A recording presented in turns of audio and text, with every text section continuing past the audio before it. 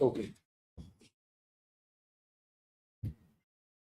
कहाँ से हम लोग, हाँ मेटलर्जी। मेटलर्जी में क्या होता है, मेटल्स को पिघला के डिजायर्ड शेप देते हैं। तो ये जो प्रोसेस है मेटल्स को पिघला के डिजायर्ड शेप देना, यही मेटलर्जी है। इससे आप मूर्तियां बनाओ, हथियार बनाओ, कुछ भी बना सकते हो। सो ये लोग करते थे, एडवांसमेंट था इनका। सो गुप्त के जो क्राफ्टमैन हुआ करते थे ये अपने वर्क को प्रमोट करते थे आयरन और ब्रॉन्ज। आयरन तो एक मेटल हो गया, फेरस पीरियडिक टेबल में 26 नंबर पे आता है। और ब्रॉन्ज क्योंकि एक मेटल नहीं है, ये अलॉय है किसका, कॉपर एंड टिन। सो ये लोग ब्रॉन्ज को यूज करते थे। आयरन ऑब्जेक्ट्स की बात करें तो बेस्ट एग्जांपल आपको 23 फीट हाई आयरन पिलर देखने मिलता है महरौली दिल्ली में, जिसको आयरन पिलर भी कहते हैं। ठीक है, सो ये बेस्ट आर्कियोलॉजिकल वो है सोर्स भी।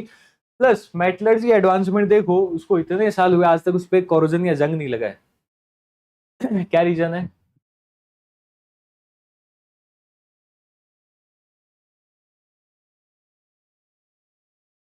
क्या रीजन है उस पर जंग नहीं लगा है? कुछ भी कोट नहीं किया हुआ है।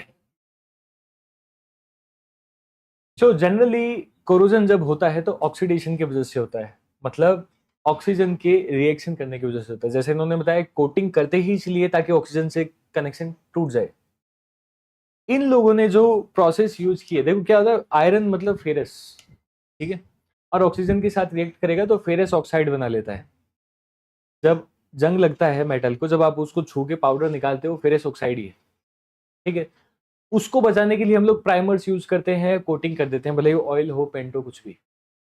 बट इन्होंने नहीं किया, उसका रीजन, इन लोगों ने जो आयरन यूज किया है वो प्योर फॉर्म का था ही नहीं, उसमें और भी बहुत सारे मेटल्स हैं।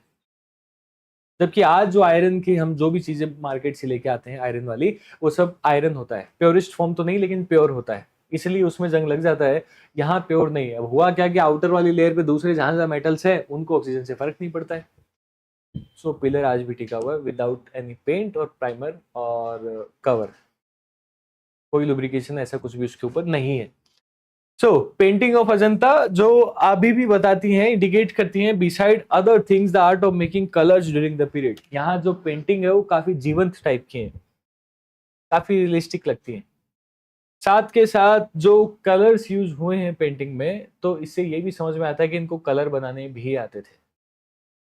ठीक है, जबकि आईवीसी और उसके बाद वाले फेज में हमने देखा कि नेचुरल कलर्स का यूज करते थे, यहाँ इनको कलर बनाने आते हैं, अलग अलग कलर्स को मिक्स करके दूसरे कलर्स ऑब्टेन करना।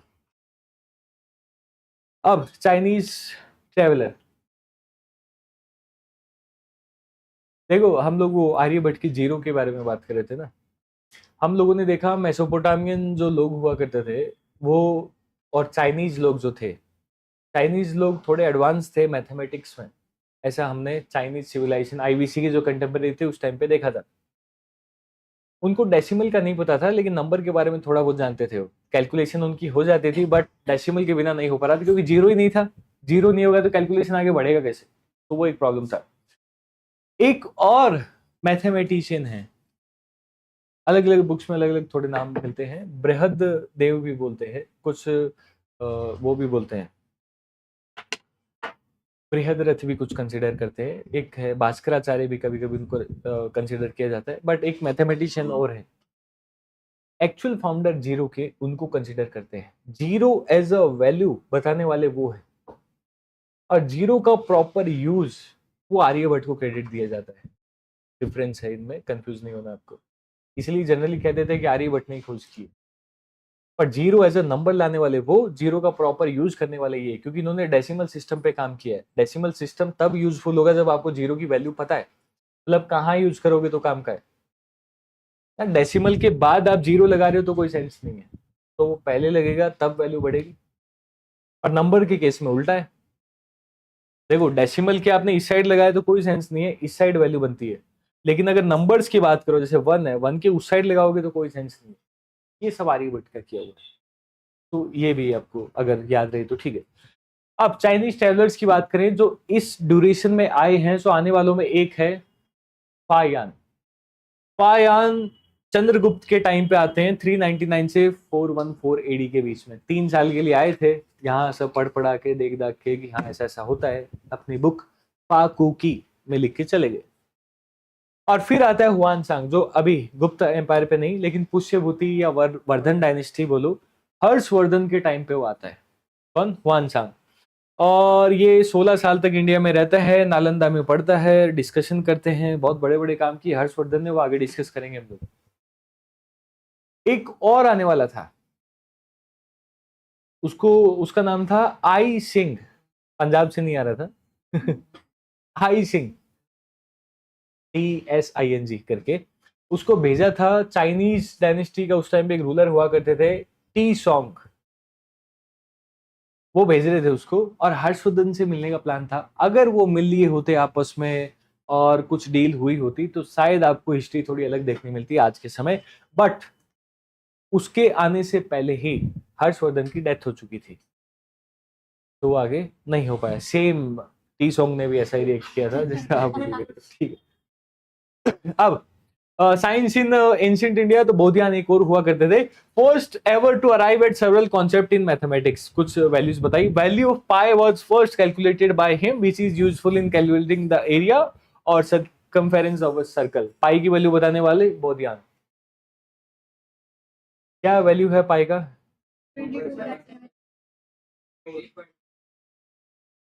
3.1416, ये है एक्चुअल वैल्यू पाई का। और भी आगे नंबर है, पर 4 वैल्यू तक तो इन्होंने ही बता दिया था, 4 नंबर तक डेसिमल के बाद। 22/7 पाई का वैल्यू नहीं है, वो कैलकुलेट करने के लिए इजी बन जाए इसीलिए यूज करते हैं।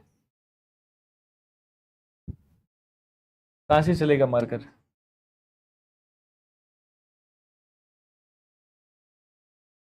ओके, एक्चुअल में ये जो कैलकुलेट करते थे ना, 3.14 भी आया कहां से? बहुत प्रॉपर। आपने कभी सोचा है कि 3.1416 ही क्यों है? 3.5 भी ले लेते, या 2, 5, 10 कुछ भी ले लेते, कैलकुलेशन तो आसानी होती है। एग्जैक्ट 3.1416 ही क्यों है? ये है वैदिक मैथमेटिक्स का पार्ट, कि सर्कल को डिफाइन करें ना, सर्कल के एरिया निकालना है, इनको सरकमफेरेंस कैलकुलेट करना है। जो सर्कल जनरली आप ये समझो कि ये सर्कल है, 100% नहीं है पर आप समझ लो सर्कल ही है, एक्यूरेट, ड्राइंग पे नहीं जाना है। ये इसका रेडियस है, ठीक है, और ये इसका डायामीटर हो गया। जब इस डायामीटर को आप उठा के कैलकुलेट करोगे, अगर इस सर्कमस्टेंस पे यहाँ रखो आप, तो एक बार यहाँ आया, दूसरी बार रखोगे तो यहाँ तक आएगा, तीसरी बार रखोगे तो यहाँ तक आएगा। ये जो थोड़ा सा बच गया वो 0.1416 है, तब जाके पाई की वैल्यू आती है 3.1416। ये डिफाइन करने वाले कौन? बोधियान है। ओके, सो ये हो गया। और शुल्ब सूत्र भी इन्होंने लिखा है several years before age of Pythagoras. Pythagoras जब पैदा भी नहीं हुए थे तब इन्होंने कैलकुलेशन करके छोड़ दी थी, ठीक है। आगे जाके ये कॉन्सेप्ट हमारे ऊपर ही डाल देते हैं। पाइथागोरस पता है ना? आपको कभी ताजुब नहीं हुआ है कि अचानक से 15-16 सेंचुरी में इतने सारे साइंटिस्ट यूरोप में कहां से आ गए? अचानक से एकदम, कोई फादर ऑफ मॉडर्न साइंस है, कोई किसी चीज का, कोई किसी चीज का, सब फादर बन गए अलग अलग टॉपिक्स के। सडन ही हुआ, इससे पहले तो कहाँ थे, चर्चा ही नहीं थे कुछ। ये सब कुछ कहाँ से स्टार्ट हुआ? जब ट्रेड स्टार्ट होने लगा। आपको पता है कंट्री, हमारे कंट्री से ट्रेड होता था मिडल ईस्ट में, ठीक है। ये जो आज जो सेंट्रल एशिया के जितने भी कंट्री है, इराक, ईरान, जितने भी हैं, सब के सब यहाँ से ट्रेड हुआ करता था। और यहाँ से ट्रेड होता था यूरोपियन कंट्रीज के साथ, डायरेक्ट ट्रेड रूट नहीं था। इसीलिए यूरोपियन चाहते थे कि डायरेक्ट वाया वाया ना जाके एक ऐसा रास्ता ढूंढे जिसमें इंडिया से डायरेक्ट ट्रेड हो, क्योंकि महंगा पड़ता था उनको। हमारे यहाँ का बीज गणित जो इन मैथमेटिशियंस का काम था, ये मिडल ईस्ट पहुंचा। मिडल ईस्ट में उसका नाम पड़ गया अलजिब्रा। अरेबियन है, हर शब्द का ज्ञान लगा देते हैं। और वहां से वो पहुंचा यूरोपियन कंट्रीज में। उन्होंने पढ़ समझ के, देख दाख के, मॉडिफिकेशन करना हो तो किया होगा, बाकी कर करा के उसका नाम रख दिया एलजेब्रा। बीज गणित का अलजिब्रा, अलजिब्रा से एलजेब्रा। और फिर 200-300 साल बाद फिर हमारी कंट्री में आके हम ही को बीज गणित बुला के एलजेब्रा सिखा दिया। ऐसा एक नहीं, बहुत सारी चीजों में हुआ, ठीक है। किसी समय अंग्रेज हमको बारबेरियन कंसिडर किया करते थे, जंगली कहा करते थे, क्योंकि हम लोग पेस्ट यूज नहीं करते थे दांत साफ करने के लिए, हम लोग नीम की दातुन यूज किया करते थे। हम लोग जब चोट लग जाती थी तो उस पे कोई केमिकल ना लगा के हल्दी वल्दी का वो लेप वेप किया करते थे, पत्ते वत्ते पीस के लेप किया करते थे। हम लोग एलोपैथिक दवाइयाँ ना लेके आयुर्वेदिक दवाइयों पे फोकस करते थे, भले ही थोड़ा ट्रीटमेंट लेट होगा लेकिन इफेक्टिव होगा। हम लोग उस टाइम पे उनके लिए बारबेरियन थे। आज वो सारी चीजें वापस से वही लोग हमको सिखाने की कोशिश कर रहे हैं जो ऑलरेडी था। पेटेंट, नेम का पेटेंट इन लोगों ने करवा लिया है। हल्दी का पेटेंट इन लोगों ने करवा लिया कि हल्दी के अंदर बहुत सारे ऐसे गुण होते हैं जो बैक्टीरिया इसको किल कर देते हैं, इन्फेक्शन नहीं होता है। तो उन्होंने पेटेंट करवा लिया, टर्मरिक का पेटेंट करवा लिया। अब जितनी दवाइयाँ आती है जो चोट वोट पे लगाने की, हल्दी के कुछ सब्सट्रैक्ट उसमें आते हैं, ये पेटेंटेड है बाय यूएसए। हमारे यहाँ तो सदियों से ही चला आ रहा है हल्दी वाला। भाई वॉर पे जब सोल्जर जाते थे, सूर्यास्त के टाइम शंखनाद होता था, भाई अब युद्ध नहीं होगा, सूर्योदय के बाद होगा। अब आपकी बॉडी पे 6-7 घाव लगे, छोटे मोटे, वो कट वाली बात नहीं करें, तलवारों के घाव है, आपको अगले दिन फिर लड़ना है। अभी तो हल्के से फीवर में हम छुट्टी ले लेते हैं आज के टाइम, स्कूल से कॉलेज से। वो लोग फिर सुबह वॉर पे जाएंगे, सो कैसे एनर्जी आएगी उनमें? तो ऑलरेडी पुराने तरीके हैं जो बाद में घूम फिर के आए। सो यूरोपियन कंट्रीज का एक्सपेंड कर जाना इन सारी चीजों में अचानक से, वो बिकॉज ऑफ मिडल ईस्ट के साथ ट्रेड, तो मिडल ईस्ट से आगे जाना। जैसे चौखट वाला वो गेम था, वो शतरंज वाला, वो यहाँ से निकल के यूरोपियन कंट्रीज में पहुंच, सॉरी मिडल ईस्ट में पहुंचा तो शतरंज, वहां जाके चेस, और वापस आगे हम ही को मिल गया चेस। ऐसे बहुत सारी चीजें जो इस तरीके से घूमी है। सो ही रॉट सूत्र, और कई सालों तक पाइथागोरस के पैदा होने के पहले इन्होंने सारी कैलकुलेशन सॉल्व करके रख दिए थे। आर्यभट्ट अगेन तो 5th सेंचुरी मैथमेटिशियन थे, एस्ट्रोलॉजर थे, एस्ट्रोनॉमर थे, फिजिसिस्ट भी थे, और मैथमेटिक्स ऑफ इस टाइम इन्होंने काफी कुछ काम किया है। Decimal numbers, number theory, geometry, trigonometry, बीज गणित और एस्ट्रोनॉमी, सब इनकी एक्सपर्टीज हुआ करती थी। Zero enabled Aryabhatta to find out the exact distance between the earth and the moon। इस टाइम पे 499 एडी के टाइम पे, जब यूरोपियंस को ये भी पता नहीं था कि मून पे जा भी सकते, उस टाइम पे कैलकुलेट कर दिया था। Disregarding the popular view of our planet is अचल, मतलब जनरली लोग समझते थे कि हमारा जो प्लेनेट है वो एक जगह स्थिर है। आज भी बहुत सारे लोग नहीं बिलीव करते हैं कि अर्थ भी रोटेट हो रहा है और अर्थ सन के चारों तरफ भी उसमें है, बट इन्होंने बताया कि भाई वो राउंड भी है और अपनी एक्सिस पे भी रोटेट कर रही है। दिन और रात बनते हैं अपनी एक्सिस की वजह से, और सीजन्स बनते हैं सन के चारों तरफ उससे, रिवोल्यूशन से। ब्रह्मगुप्त, ये वही है 7th सेंचुरी वाले, mathematics to hide for beyond others, introduced negative numbers, क्योंकि इनको जीरो का पता था। Operations of zero into mathematics, इन्होंने प्रॉपर्ली जीरो को यूज किया क्योंकि इनको नीड समझ में आई। अब जब जीरो मिल गया है, नंबर तो ऑलरेडी थे ही, जीरो जब मिल गया है तो माइनस में भी नंबर ही लेके गए कैलकुलेशन के लिए। ब्रह्म सूत्र भी लिखा है ना, ब्रह्म सूत्र सिद्धांति का नाम है पूरा बुक का, और through which the Arabs came to know our mathematical system. Arabians को मैथमेटिकल सिस्टम इससे समझ में आया, ठीक है। जब ये वो समझ गए तब आर्यभट्ट का बीजगणित उन्होंने समझा, बीजगणित को लेके वो पहुंचे अपनी कंट्रीज में, वहां से यूरोपियन सीख के चले गए, एल्जेब्रा बना के ले आए। तो ये पूरा का पूरा सर्कल चला है। भास्कराचार्य 12th सेंचुरी में हुए, अगेन काफी लंबे टाइम के बाद में 12th सेंचुरी में, बॉर्न एट बीजापुर कर्नाटका के, फेमस है इनकी सिद्धांत शिरोमणि नाम की एक बुक है जो बहुत फेमस है, डिवाइडेड है 4 सेक्शन में, लीलावती, बीजगणित, गोलाध्याय और ग्रह गणित, मैथमेटिक्स ऑफ प्लैनेट्स नाम से भी डिफाइन हो जाता है। तो चारों के चारों वो है। भास्कर इंट्रोड्यूस करते हैं चक्रावत मेथड और cyclic method to solve algebraic equations. अलग अलग मेथड्स यूज करते हैं प्रॉब्लम सॉल्विंग के लिए। एडवांसमेंट देख लो मैथमेटिक्स में, एक दो नहीं हुए, बहुत सारे हुए हैं।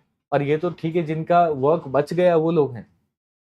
अगर ये किसी इंस्टीट्यूशन में टीचर रहे हैं तो वहां के जितने भी स्कॉलर्स हैं, क्योंकि देखो आज अलग कॉन्सेप्ट है, आज आप जो भी यहाँ सब्जेक्ट पढ़ रहे हो, आप कितनी भी स्पेशलिटी ले लो उस चीज में, जब आप अपनी जॉब लोकेशंस पे जाओगे उसमें बिजी हो जाओगे, सब्जेक्ट पीछे रह जाता है। सही है। जैसे आपने स्कूल में सब सीखा है, ट्रिग्नोमेट्री और मैथमेटिक्स में पता नहीं क्या क्या पढ़ा है, आज काम का है, क्योंकि आप फिर दूसरे डायरेक्शन में चले गए हो। इस टाइम पे ऐसा नहीं था। अगर कोई ज्ञान प्राप्ति के लिए इनके पास आया है तो पूरी लाइफ वो उन्हीं टॉपिक्स में बिताता था। तो ऐसे तो बहुत सारे लोगों का बहुत सारा वर्क होगा, अगेन वो सब डिस्ट्रॉय हो चुका है, सो हम जानते नहीं है। महावीराचार्य भी हुए हैं जो जैन हुआ करते थे, गणित सार संग्रह लिखते हैं 850 एडी में, अगेन जैन लोग भी इसमें पढ़ते थे। और एरिथमेटिक जो प्रेजेंट डे आज का, इन्होंने पहली किताब लिखी उसकी। Current method of solving least common multiple, LCM जो निकालते हैं हम लोग, इनका दिया हुआ है महावीराचार्य का। अगर एन नंबर का एवरेज निकालना है या एलसीएम निकालना है तो जो फॉर्मूलाज हैं वो इन्होंने दिए हैं। वराह मीर, जिनका नाम पहले भी आया था, गुप्त पीरियड में रहे हैं, ग्रेट कंट्रीब्यूटर है हाइड्रोलॉजी, जियोलॉजी, इकोलॉजी तीनों के। Termites and plants could be indicators of presence of underground water, इन्होंने बताया आसपास के एरिया की घास और पेड़ पौधे देख के उन पेड़ पौधों को आइडेंटिफाई किया इन्होंने कि जहां ऐसे पेड़ पौधे मिलते हैं या ऐसी स्पीसीज मिलती हैं वहां पानी हो सकता है। तो एक बहुत बड़ी प्रॉब्लम सॉल्व हो गई। आज तो टेक्नोलॉजी मशीन्स हैं, तो उस टाइम पे इन्होंने बता दिया। He gave a list of 6 animal and 30 plants which could indicate the presence of water. So जो 6 तो एनिमल्स ढूंढ लिए ऐसे, और 30 प्लांट्स जो पानी की प्रेजेंस को बता सकते हैं। जैसे एलिफेंट को बहुत एक्सपर्ट समझा जाता है इस चीज में। एलिफेंट ना सूंघ के पता लगा लेते पानी का है। जैसे आपने वो डिस्कवरी पे प्लेनेट पे देखा हो, सहारन डेजर्ट में जब समर्स में पानी सूख जाता है तो कई 100 किलोमीटर, 500, 600, हजार हजार किलोमीटर तक पैदल चल के जाते हैं हाथी पानी के लिए। उनको डायरेक्शन पता रहती है, सूंघते सूंघते पहुंच जाते हैं। बाकी स्पीसीज उनके फुट स्टेप देख के पीछे चलते हैं कि शायद इनको पानी मिल गया होगा, तो इस तरीके से वो चलते हैं। Earthquake cloud theory which uses cloud to predict earthquake, बादलों को देख के अर्थक्विक बता दिया करते थे। सोचो, थोड़ा टफ है बिलीव करना, पर ये बता देते थे। जनरली क्लाउड देख के हम बारिश के बारे में बता सकते हैं, अर्थक्वेक के बारे में बता देते थे। इंपॉर्टेंट कंट्रीब्यूशन इनका ज्योतिष या एस्ट्रोलॉजी में। One of the 9 gem in the court of Vikramaditya की कोर्ट में जो दरबारी हुआ करते हैं उनमें से एक ये है। वरामीर का prediction were so accurate that the king Vikramaditya gave him the title of Varaha. Varaha title, Varaha का मतलब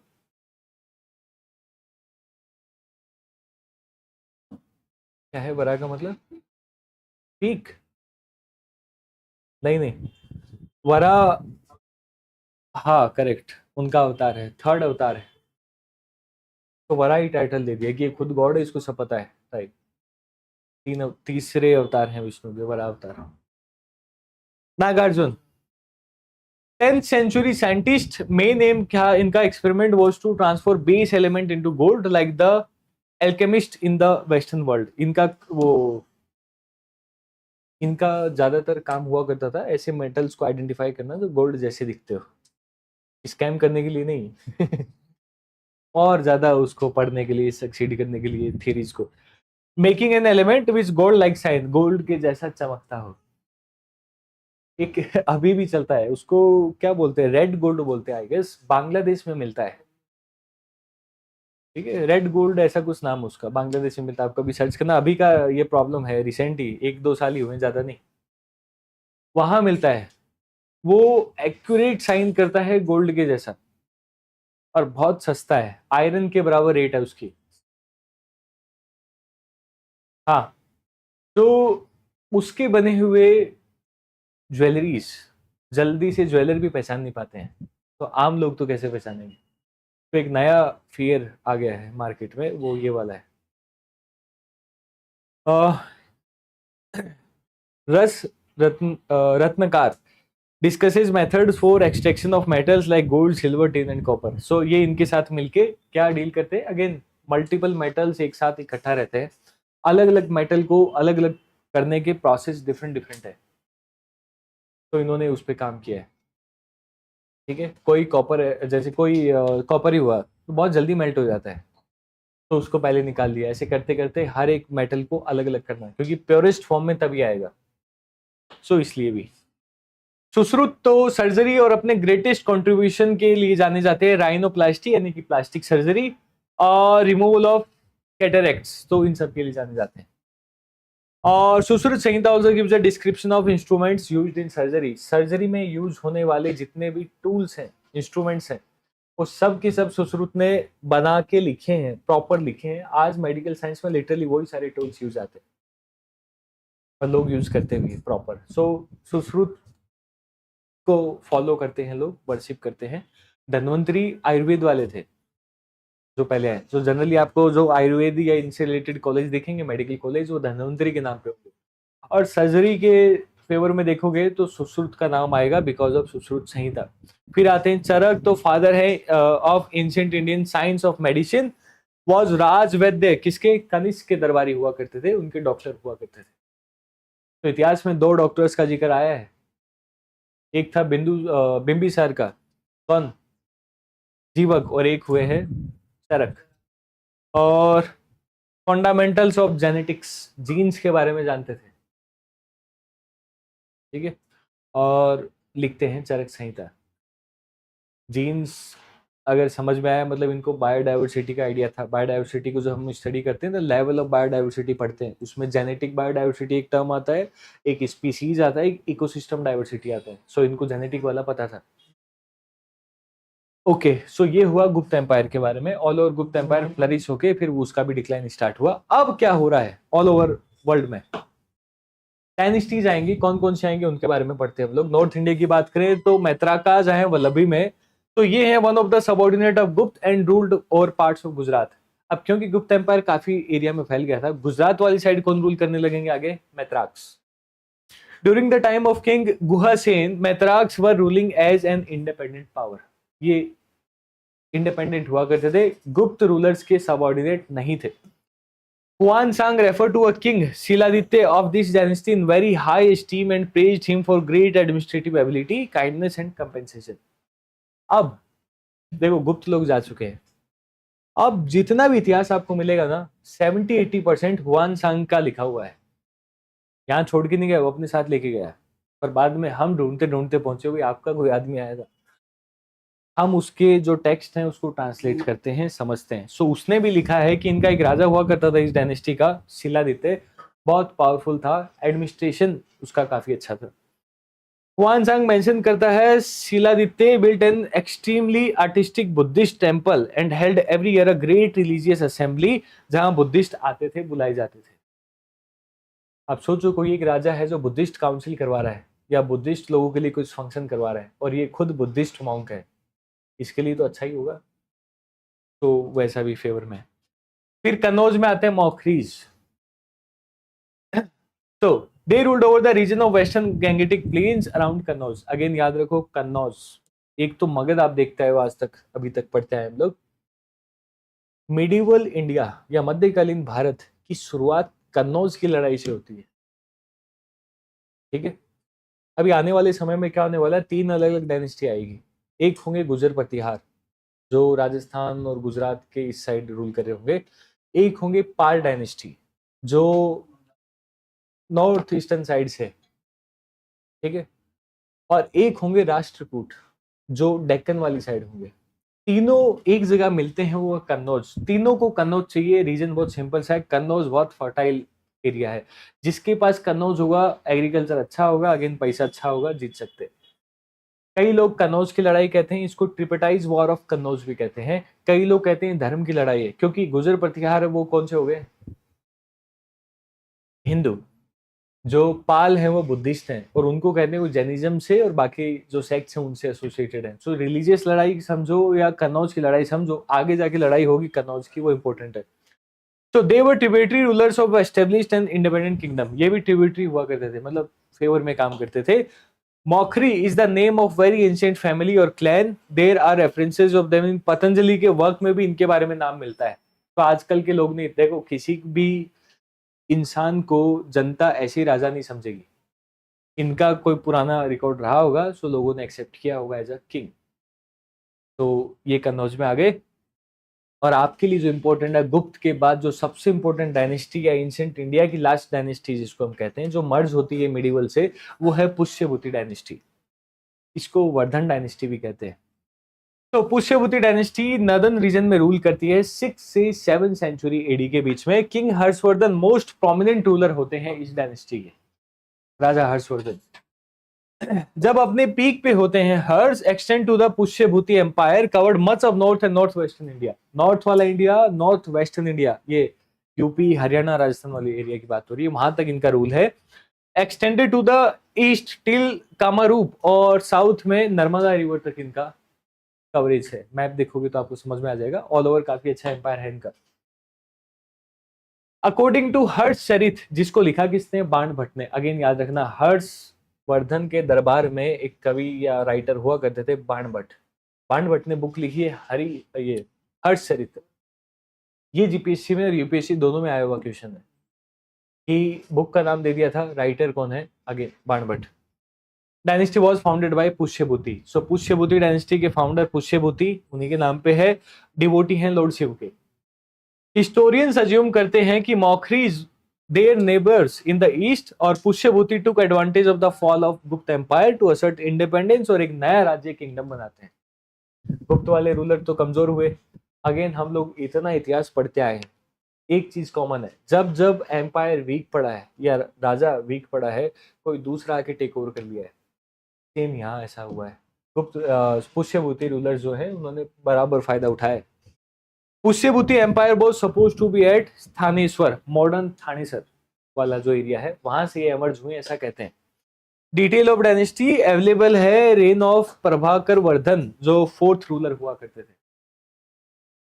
प्रभाकर वर्धन, इनके दो बेटे होंगे, एक राज्यवर्धन और एक हर्षवर्धन। ठीक है, पहले राजा कौन बनेंगे? राज्यवर्धन, फिर उनको मार दिया जाएगा, फिर कौन राजा बनेंगे? हर्षवर्धन। हमको इस डायनेस्टी में पढ़ने खाली हर्षवर्धन ही है, बट सबके बारे में पढ़ लेते हैं। हाँ, प्रभाकर वर्धन अज्यूम कर लेते हैं टाइटल महाराजा धीराज। और he feuded with the Poona invader from north western India. Again दूसरे वो आ रहे हैं अटैक करने इन्वेडर्स, उनके साथ बातचीत करके डील हो गई है कि भाई ठीक है, आपको क्या चाहिए, हफ्ता वगैरह। टैक्स हून आए करते, हून बोलते हैं इनको, हून। ये हून आए थे, इनको वहीं रोक दिया गया था बॉर्डर पे, अंदर नहीं आने दिया गया। दो बेटे हैं। हाँ जी, गुप्ता का डिक्लाइन, वीक रूलर्स आए आगे, सेम जैसे हर डायनेस्टी में हम लोग पढ़ते आए। तो स्कंद गुप्त के बाद कोई पावरफुल रूलर आया नहीं। जो वीक रूलर आए थे, जनरली आपने मौर्य में क्या देखा कि पूरा एम्पायर था, रूलर वीक हुआ, अंदर से एक डायनेस्टी एमर्ज हुई और बाहर के लोग बाहर से आए। सेम यहाँ हुआ, गुप्त एम्पायर वीक पड़ा, उसको हटा के वर्धन डायनेस्टी आ गई, उसके पास में मौखरी, और फिर अलग अलग जगहों पे अलग अलग डायनेस्टी। इन शॉर्ट होता क्या है, मान लो एक बड़ा सा एम्पायर, एक पूरा देश है जिसको गुलाम बना के रखा है। जब गुलाम बनाने वाला कमजोर पड़ जाता है तो हर राज्य में जो गवर्नर बिठाया है वो कोशिश करता है खुद का ही साम्राज्य बना ले, भले ही छोटा सा, लेकिन खुद का बना ले। सेम गुप्त के साथ भी ऐसा ही होगा, सब टूट जाएंगे। तो पुष्यभूति प्रभाकर वर्धन के दो बेटे हैं, राज्यवर्धन और हर्षवर्धन, और एक बिटिया भी है, नाम है राज्यश्री। और राज्यश्री की शादी होती है गृहवर्मन के साथ, जो मौखरी डायनेस्टी के राजा है। भाई राजा लोग हैं तो राज परिवार में ही शादियां करेंगे, तो यहाँ वो शादी हो गई। जब प्रभाकर वर्धन की डेथ हो जाएगी तो राज्यवर्धन गद्दी पे विराजेंगे, राजा तो वही बनेंगे नेक्स्ट, बड़े हैं। तो Grahavarman was killed by a later Gupta king of Malwa. अब देखो, गुप्त ऑलमोस्ट पावर खत्म कर चुके हैं, छोटे से रीजन में कोई और गुप्त का वंशज है, छोटा सा राजा बन के रह रहा है। बदले की आग तो होगी, किसी टाइम इनका साम्राज्य हुआ करता था और ये आके बैठ गए। बदला लेने के लिए वो क्या करेगा?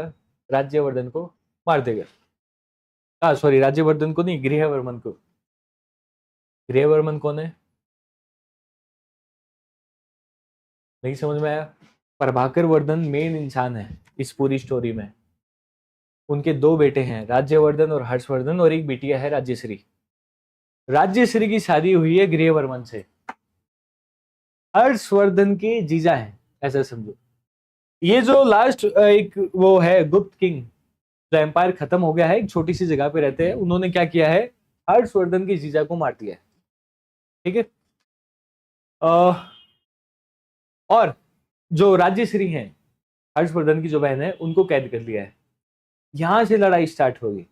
अब इस लड़ाई में राज्यवर्धन अटैक करने जाएंगे उस गुप्त रूलर पे। ऑब्वियस सी बात है, बहन और जीजा दोनों को बदला लेना है, तो अटैक करने जाएंगे और हरा भी देंगे। लेकिन जब वापस आ रहे होंगे तो थानेसर में शशांक एक किंग है, गॉड किंगडम के राजा हैं शशांक, वो राज्यवर्धन को मार देगा। ठीक है। अल्टीमेटली हर्षवर्धन अब गद्दी पे आ रहे हैं। रिजल्टेड कोरोनेशन हुआ, यानी राज्याभिषेक हुआ हर्षवर्धन का, अगले पुष्यभूति किंग बन गए और मोस्ट आउटस्टैंडिंग रूलर कहे जाते हैं 7th सेंचुरी इंडिया के। स्टोरी समझ में आई? वही प्रभाकर वर्धन नाम के एक राजा हैं पुष्यभूति डायनेस्टी के, उनके दो बेटे हैं राज्यवर्धन और हर्षवर्धन, और एक बिटिया है राज्यश्री। राज्यश्री की शादी होती है मौखरी वाला जो किंगडम था उसके राजा से, गृहवर्मन से। जब उनकी लड़ाई होती है किसके साथ? गुप्त किंग, जो पोस्ट गुप्त किंग, यानी गुप्त वाला एम्पायर खत्म हो गया है, छोटी सी डायनेस्टी के बचे कुछ लोग जहां रह रहे हैं वो मार देते हैं और राज्यश्री को कैद कर लेते हैं। तो भाई का फर्ज क्या है उस टाइम पे? बदला लेना। तो राज्यवर्धन गए हैं, उसको हराया है, बहन को छुड़ाया है। जब आ रहे हैं तो ये गॉड किंगडम के राजा कौन? शशांक, वो राज्यवर्धन को मार देता है। अगला राजा कौन बन गया? हर्षवर्धन। तो किंग हर्षवर्धन के बारे में अब हम लोग पढ़ेंगे। प्रभाकर वर्धन के दूसरे बेटे हैं और बहुत पावरफुल रूलर रहे हैं, करीब करीब 41 साल रूल करते हैं। कैपिटल इनका है कन्नौज। ठीक है। गुप्त एम्पायर जब फॉल कर गया, Harshavardhana was able to bring much of northern India under his control. Gupta empire तो खत्म हो गया धीरे धीरे। अब देखो कन्नौज इनके पास है, फर्टाइल सॉइल इनके पास है, मतलब पैसा बहुत ज्यादा होगा, बड़ी आर्मी होगी। तो नॉर्दर्न साइड के जितने भी छोटे मोटे स्टेट्स हैं जो आजाद हो गए थे वापस से अपने कंट्रोल में ले लेंगे। और प्रेजेंट स्टेट के कंपेरेटिव देखो आज के हिसाब से तो पंजाब, बंगाल, ओडिशा ऑलमोस्ट कवर कर लेते, और इंडो गैंगेटिक प्लेन भी इनके कंट्रोल में हुआ करता था। इनका राज नर्मदा नदी तक होता था, आधा इंडिया समझ लो इनका रूल था। ठीक है, मतलब पावरफुल किंग तो हुए। यानी गुप्त के बाद अगर कोई पावरफुल आया तो वो कौन है? Harshavardhan. After his accession he also united the kingdom of Thanesar, जो आज का कुरुक्षेत्र वाला रीजन है, और कन्नौज को आपस में मिला दिया, एक किंगडम के नीचे ले आए। Apart from the regions direct control इनका रहता ही था जनरली, इनका इन्फ्लुएंस भी बहुत था, यानी कि जहां इनका राज नहीं है लेकिन वहां इनका इन्फ्लुएंस जरूर है। लोग डरते हैं कि कभी भी अटैक कर सकता है, राजा वो पावरफुल है, वो वाला इन्फ्लुएंस है इनका। और peripheral state acknowledge his sovereignty, और आसपास के जो राज्य हुआ करते थे बॉर्डरिंग वाले, वो सब मानते थे कि हर्षवर्धन बहुत पावरफुल है और होगा इतना बड़ा किंगडम इनके पास में है। So eastern India faced opposition from the Shaivite king Shashank of Gaud. Again Shiva के भक्त हैं शशांक, इन्होंने ही मारा है राज्यवर्धन को, और अब दूसरा राजा है हर्षवर्धन, दुश्मनी तो अभी भी चलेगी। Who cut off the body tree eight बोध गया। अब ये शिव के परम भक्त हैं, और ये जो मगध के जो राजा आते हैं बार बार सपोर्ट करने लगते हैं बुद्धिज्म को। तो ये जो गॉड किंग हैं शशांक, ये जो जिस पेड़ के नीचे बुद्ध को ज्ञान की प्राप्ति हुई थी वो पेड़ ही काट देते हैं बुद्धिज्म को डिस्ट्रॉय करने के फेवर में, सो पेड़ काट देते हैं। लेकिन फिर शशांक की डेथ हो जाती है, एक की तो डेथ होनी है, शशांक की डेथ हो जाती है, जिससे दुश्मनी भी खत्म हो जाती है। पुलकेशिन टू जो आगे जाके नया राजा बनता है कर्नाटका का। अगेन देखो ये तो सब नॉर्थ में चल रहा है, अब साउथ में क्या चल रहा है इस टाइम पे? हमने 3rd AD तक संगम देखा है, 3rd AD के बाद क्या हुआ वो अलग इतिहास है। वहां पल्लव और चालुक्य नाम के दो किंगडम बन गए हैं।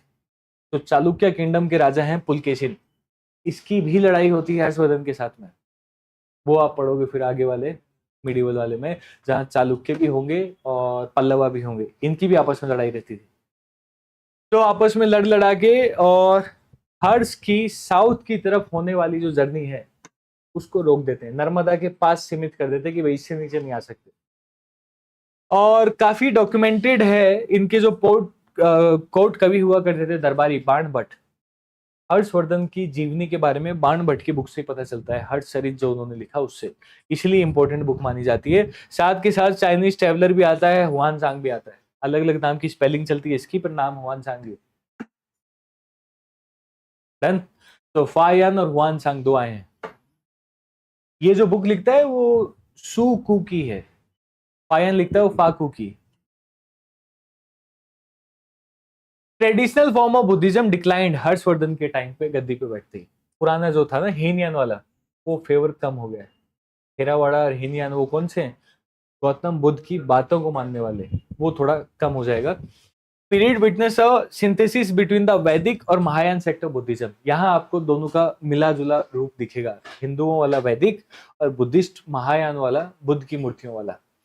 यहीं से एक प्रॉब्लम क्रिएट होती है कि गौतम बुद्ध को विष्णु का 9वां अवतार मान लेते हैं, है ना, जबकि कई सारे हिस्टोरियंस का ये कहना है कि गौतम बुद्ध और जो विष्णु के अवतार हैं बुद्ध, वो अलग अलग है। शायद जो गौतम बुद्ध, उनकी ख्याति इतनी ज्यादा होगी या फिर उनके टेक्स्ट इतने ज्यादा बच गए हैं कि लोग कंसिडर कर लेते हैं गौतम बुद्ध ही 9th है। तो उस कंट्रोवर्सी में ना पढ़ के आप बस इतना याद रखो कि गौतम बुद्ध का टाइम पीरियड काफी इंपॉर्टेंट रहा है। Idol worship of lord Buddha was still prevalent in many part of the kingdom. ज्यादातर बुद्ध की मूर्ति पूजा हो रही है, महायान लोग ही करते थे तो फेवर में।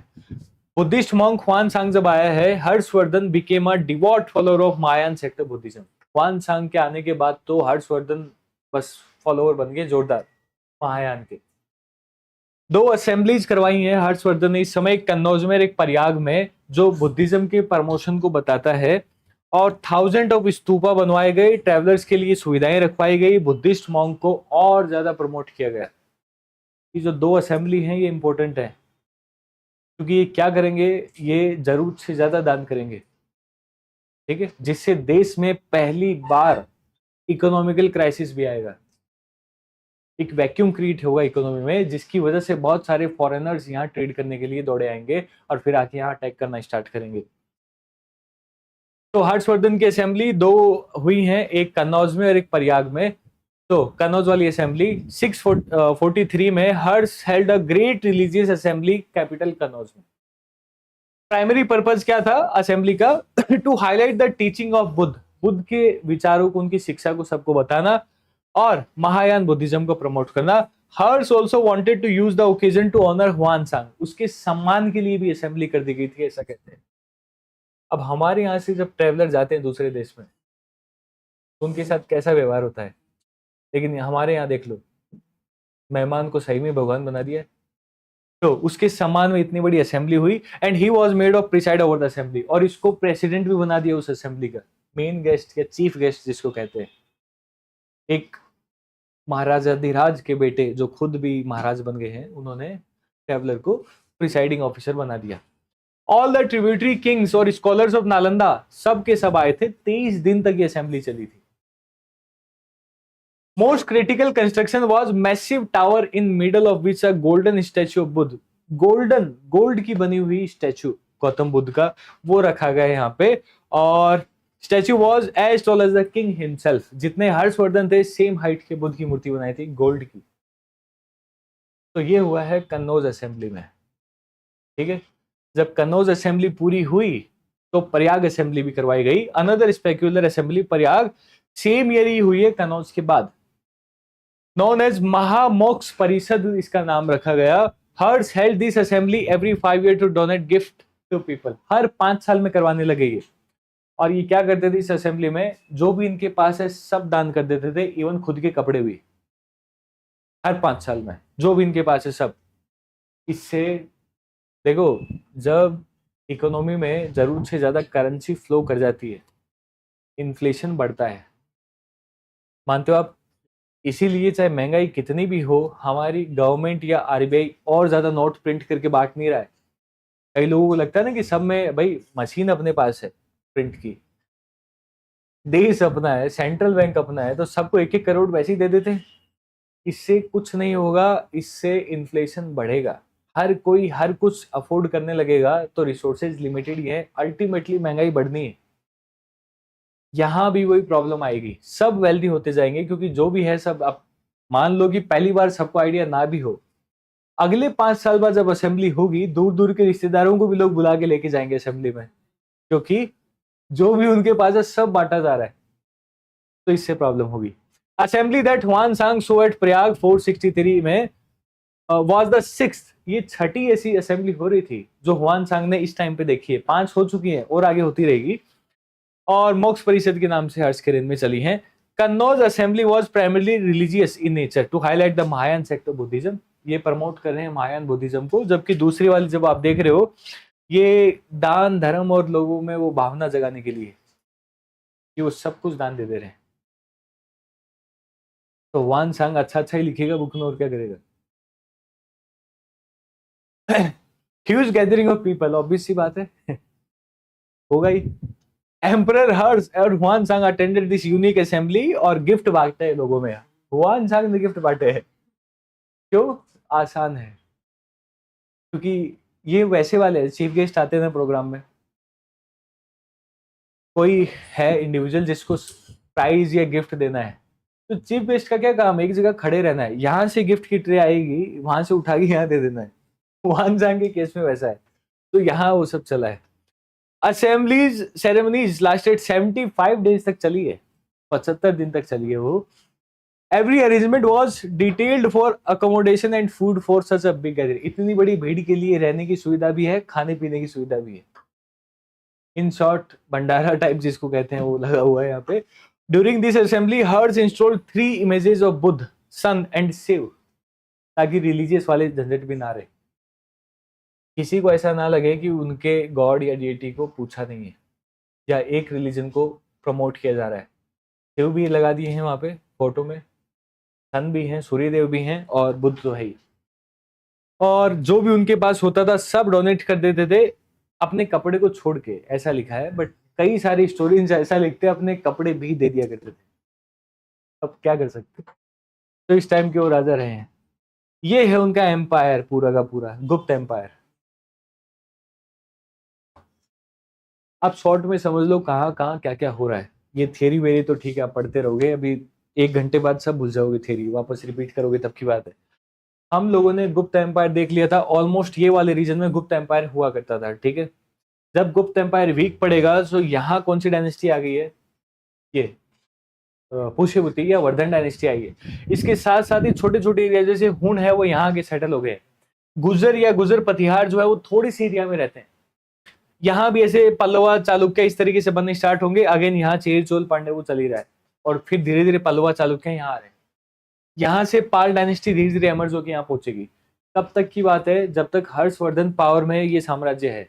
हर्षवर्धन के जाने के बाद ये श्रिंक होगा, इसका मतलब गुजर पतियार का डोमिनेंस बढ़ेगा, यानी इस एरिया में आने वाले समय में गुजर पतियार का डोमिनेंस होगा, इस वाले एरिया में पाल रूलर्स का डोमिनेशन होगा, और यहाँ जो राष्ट्रकूट डायनेस्टी आएगी वो यहाँ एमर्ज होगी। तीनों की लड़ाई कन्नौज के लिए होनी है, बीच में कन्नौज पड़ेगा। इसको कहते हैं ट्रिपेटाइट वॉर ऑफ कन्नौज, जो मिडिवल इंडिया में आप पढ़ोगे, ठीक है। जब राष्ट्र और तीनों में जीतेगा कौन, गुजर पतिहार, ठीक है। जब गुजर पतिहार जीत जाएंगे सो इनको हरा के पीछे कर देंगे। राष्ट्रकूट डायनेस्टी जब कमजोर पड़ेगी तब उसमें से निकलेंगे चालुक्य, और एक साइड में होंगे पल्लवा। तो यहां आपको पूरे मिडिवल में इन दो की लड़ाई दिखेगी, चालुक्य और पल्लवा की, ठीक है। जब 11th और 10th सेंचुरी का जब टाइम आएगा एडी में, यहाँ चोल एम्पायर बहुत पावरफुल हो जाएगा। फिर आते हैं राज राजा चोल, राजेंद्र चोल, जो पावरफुल इंपीरियल चोल जिनको कहते हैं, वो यहाँ आ गए। ये चालुक्य और पल्लवा की लड़ाई यहाँ चलती रहेगी, यहाँ गुजर पटियार आ गए होंगे, ठीक है। और आगे वो बढ़ते बढ़ते एम्पायर बढ़ते बढ़ते, और फिर यहाँ पे अगेन क्षत्रिय डायनेस्टी स्टार्ट होंगी, जिसको चौहान वंश से कहा जाएगा। लास्ट रूलर कौन हो जाएंगे, पृथ्वीराज चौहान। और फिर आता है मोहम्मद गौरी, फिर लड़ाई होती है 1191 में, उसमें तो वो जीत जाते हैं, 1192 में फिर वो हार जाते हैं। और यहाँ से फिर इस्लामिक इन्वेजन स्टार्ट होगा, दिल्ली सल्तनत स्टार्ट हो जाती है। यही सब तो मिडिवल में है। एंशिएंट कहाँ छोड़ रहे हो समझ में आ गया। गुप्त एम्पायर खत्म, पुष्यभूति या वर्धन एम्पायर एस्टेब्लिश होके ये भी खत्म होने आ रहा है। डन, बस इतना ही एंशिएंट हिस्ट्री है। स्टोन एज, पैलियोलिथिक एज से नियोलिथिक एज तक का टाइम स्टोन एज है। कोई टफ नहीं है, आपको सिंपल थ्योरी है वो आप पढ़ सकते हो। आईबीसी हमने फुल डिटेल में पढ़ा है, जितना आईबीसी के लोग नहीं जानते होंगे। वैदिक एरा हमने डिस्कस कर लिया, ठीक है। जैनिज्म बुद्धिज्म हम पढ़ चुके हैं, बुद्ध के मन की बातें भी आप जानते हो। हाँ, फिर महाजनपदाज हमने पढ़ लिए, Magadha as a powerful dynasty हमने पढ़ लिया। नंबर ऑफ डायनेस्टीज क्रोनोलॉजी के हिसाब से हमने पढ़ ली, मौर्य तक, मौर्य के बाद पोस्ट मौर्यन में कई सारे आए वो, गुप्त एम्पायर, गुप्त के बाद ये वर्धन डायनेस्टी और ठीक है। इसके बाद से फिर आगे आपके लिए मिलता है वो सिलेबस, वो मिडिवल का है, एंशिएंट ऑफिशियली कंप्लीट होता है, ठीक है। अब रही बात प्रिपरेशन की, तो आपके पास बुक्स है ही, कोई प्रॉब्लम नहीं है डिटेल में पढ़ने के लिए ही। बाकी फिर आपको ये सब तो मिल ही जाएगा, डेटा की कमी नहीं है आज के समय। 2013 में 12 में अगर आप एग्जाम दे रहे होते तो समझ में आता है कि भाई डेटा इजीली अवेलेबल होता नहीं है। आज के समय डेटा की कमी नहीं है, टाइम की कमी है। सो वो फोकस करना है। अगेन ये कुछ क्वेश्चन है जो एग्जाम में आए हुए हैं लास्ट ईयर में, 2025 का क्वेश्चन है। सो अशोकन इंस्क्रिप्शन सजेस्ट करते हैं प्रदक्षिका राजुका युक्ता इंपोर्टेंट ऑफिसर्स हुआ करते थे। अगेन इसका आंसर बहुत इजी है, अगर क्या हुआ हो। करेक्ट। तो इसका आंसर क्या है? ए वाले कौन है? बोली लगाओ। एक। और बी वाले? और बाकी के सी वाले? कोई भी नहीं, डी। और ये ऑप्शन ई जो तलाश रहे हैं वो तो answer is district level administration, option B.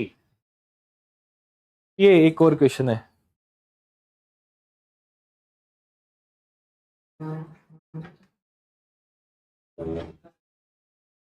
बोलिए आंसर।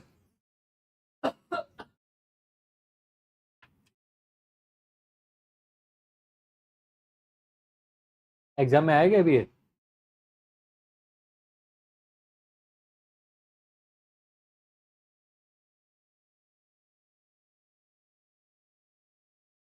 जो बुक्स आपको मिली है ना, जब रिवीजन के लिए उसको पढ़ोगे, अगर साथ के साथ पर लेक्चर के हिसाब से पढ़ लिया तो अभी आसान होता, पर कोई बात नहीं। अब एक सब्जेक्ट पढ़ना है पूरा का पूरा।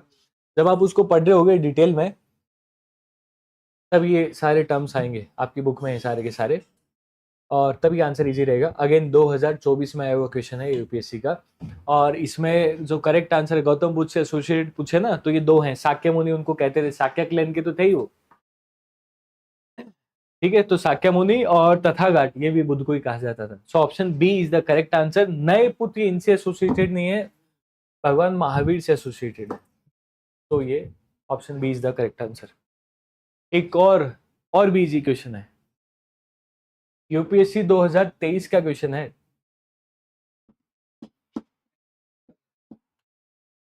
बातचीत, कथा टाइप। बी। किसी को भी ऑप्शन ए लग ही नहीं रहा है। आप लास्ट में, पहला लेक्चर आपका, तीसरा, तो कॉन्फिडेंस इतना लो कैसे है? थोड़ा जोश रखो जीवन में। मतलब ठीक है, एक सब्जेक्ट है, नहीं समझ में आ रहा है ऐसा है? समझ ही नहीं आ रहा क्या बात है? अच्छा, तो क्या और चिंताएं हैं जीवन में? अटल जी का नाम सुना है? अटल जी ने युवा शक्ति को प्रेरणा देने के लिए बहुत सारे काम किए हैं और बहुत सारी कविताएं लिखी हैं। उनमें से एक कविता है कि बाधाएं आती हैं तो आए। ध्यान से सुनो आप जो इतना साइलेंट होके बैठो। बाधाएं आती हैं तो आए, घिरे प्रलय की घोर घटाएं, पांव के नीचे अंगारे, सर पर बरसे यदि ज्वालाएं, निज हाथों में आग लगाकर जलना होगा, कदम मिलाकर चलना होगा। तो ये जो सब्जेक्ट्स हैं यही आपके कदम हैं, साथ साथ बढ़ते चलो। एक एक सब्जेक्ट होगा, एक साथ नहीं होगा। वो कहते हैं ना, एक दिन में नहीं होगा लेकिन एक दिन होगा, वो वाला। तो काफी इजी सा है, 2023 का क्वेश्चन है ये। नो पैरेबल्स इन उपनिषद, गलत है। इसमें तो बहुत सारे हैं। इसमें कथा उपनिषद, जिसको शॉर्ट में कहते हैं कथोपनिषद, जिसमें यक्ष यक्षिणी और वो उसकी कहानी है। यक्ष यम के साथ बात होती है उसकी, नचिकेत की, कि आत्मा का क्या होता है मरने के बाद, एक्सेट्रा एक्सेट्रा। तो वो स्टोरी किसमें? कथोपनिषद में। तो कथा तो है। स्टेटमेंट बहुत गलत है। सेकंड वाला कंपोज अलियदन पुराण, एग्जैक्टली पुराण हमने देखा गुप्त एम्पायर के आसपास की बात है। उपनिषद तो वेदों के साथ ही चल रहा है। तो ये हो गया। नेक्स्ट क्वेश्चन एक और इजी सा है।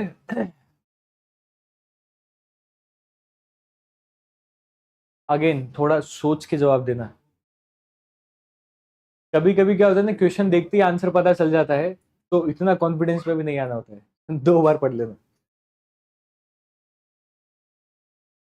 कहाँ पे है?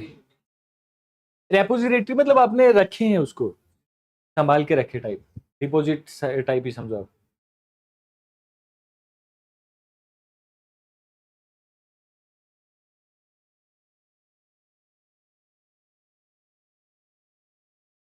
बोलिए ऑप्शंस बोलिए, ऑल 3 वाले हो गए? हाँ, बी, ओनली 2, कौन से 2?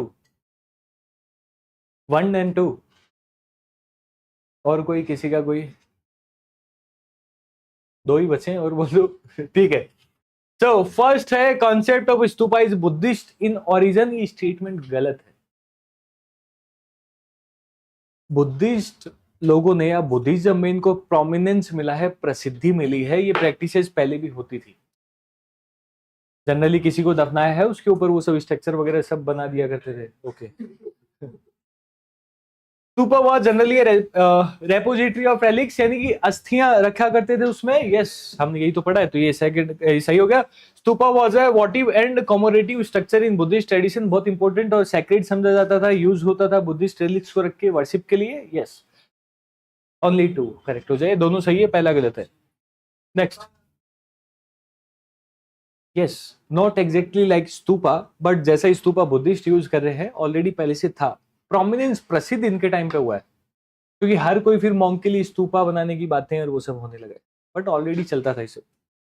ओके, कौटिल्य के अर्थशास्त्र में, अगेन ये 2022 का क्वेश्चन है।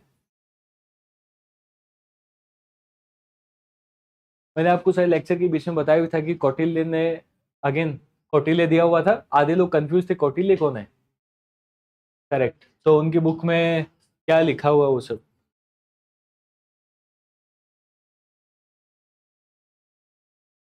ओके, फर्स्ट स्टेटमेंट है person could be a slave as a result of judicial punishment.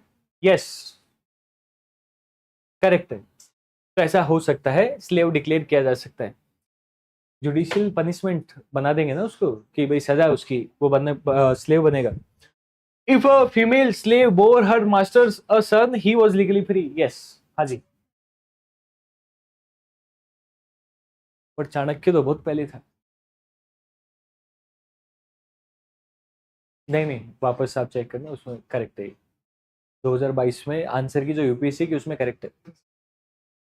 कोई रेफरेंस में अलग हो सकता है, यूपीएससी की ऑफिशियल जो आई है आंसर वाली की, उसमें करेक्ट है फर्स्ट।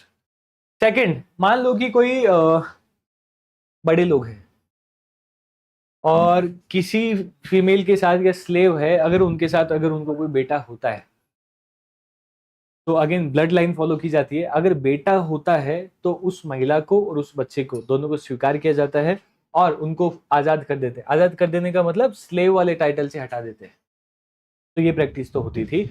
और if a son born to female slave was fathered by her master, correct है, अगर ऐसा है कोई फीमेल स्लेव को बेटा हुआ है उसको भी लीगल हेयर यानी उत्तराधिकारी समझा जाता था। The son was entitled to the legal status of the master son, correct है, ठीक है, क्योंकि ब्लड लाइन फादर वाला कॉन्सेप्ट फॉलो करते थे। So option D will be the correct answer, all. Next, ancient India के कॉन्टेक्स्ट में पूछा है।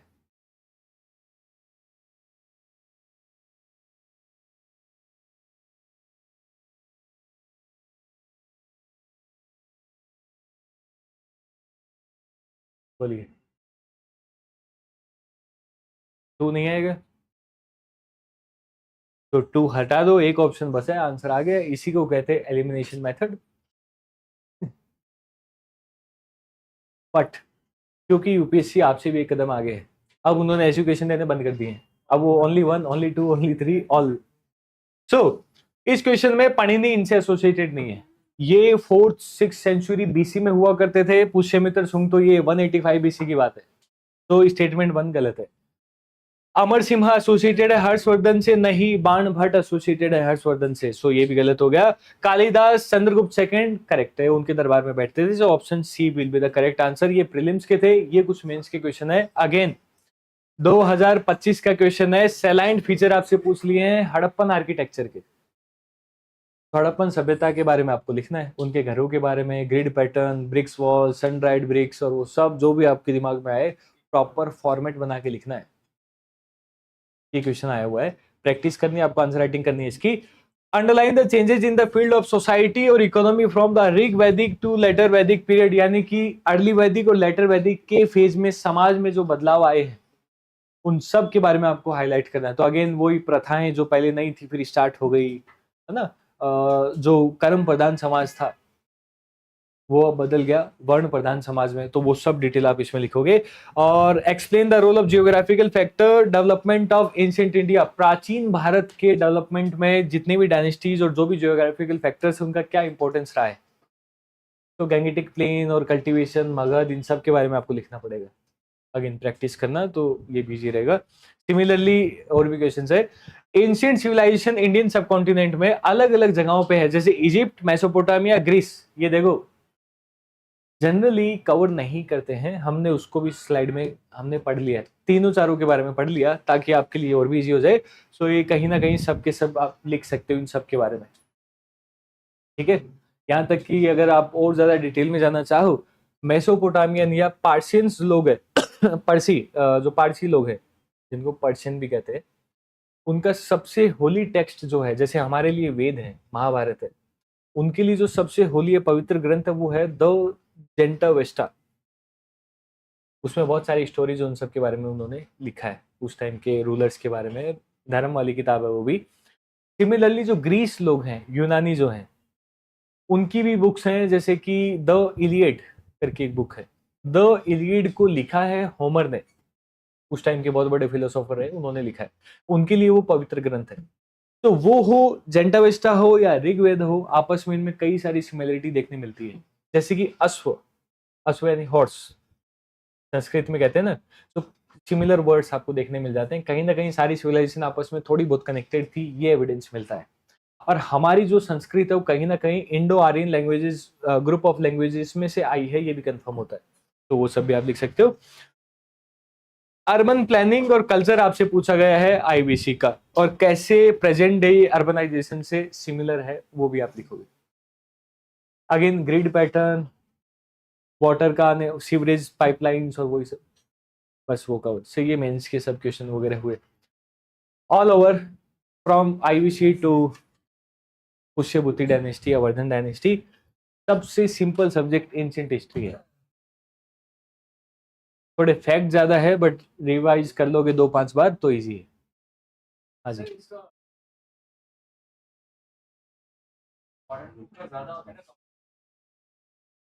नॉट एग्जैक्टली, वो फिर आपको मेंस में मिल जाएगा बराबर। तो सारे सब्जेक्ट का ऑलमोस्ट, अगर प्रीलिम्स में कोई सब्जेक्ट के कम क्वेश्चन आए हैं तो मेंस में कवर कर लेते हैं। मॉडर्न मॉडर्न का इसलिए ज्यादा रहता है, मैं आपको बताता हूँ, क्योंकि मॉडर्न में दो तरीके से क्वेश्चन आ सकते हैं। एक तो एज अ सब्जेक्ट मॉडर्न से क्वेश्चन आ गए, एक मान लो किसी इंसिडेंट को 100 साल, 200 साल, 50 साल हुए हो, तो करंट अफेयर के वे में भी आ जाता है, उसका नंबर इसलिए ज्यादा हो जाता है। पर एंशिएंट में करंट अफेयर थोड़ी है। कोई साइट मिल जाए आईबीसी की तो अलग बात है, बाकी सम्राट अशोक अब नया तो क्या ही करेंगे, वो बात है। तो वेटेज बराबर सही है। टीडीएस में भी ठीक है, मतलब बेसिक आप जितना ये स्लाइड में पढ़ा इतना काफी है। अगेन मैंने आपको बताया करंट अफेयर का ज्यादा रहता है, उसमें मॉडर्न का नहीं है, करंट अफेयर का ज्यादा वेटेज है। और करंट अफेयर खाली हिस्ट्री से नहीं, किसी भी सब्जेक्ट से, साइंस एंड टेक पे ज्यादा फोकस करते हैं, बायोलॉजी और टेक्नोलॉजी, बायोटेक्नोलॉजी, नैनो टेक्नोलॉजी, वो सब तो कलेक्टिव सब क्या हुआ। Done. I hope ancient history के डाउट क्लियर हो गए होंगे। अगर फिर भी डाउट रह गए हैं सो मैम से कंसल्ट करके मेल के थ्रू आप पूछ सकते हो, जो भी फॉर्मेट है पूछने का। डन। ओके, आज का लेक्चर रखते हैं यहीं तक, मिलते हैं नेक्स्ट लेक्चर। जय हिंद।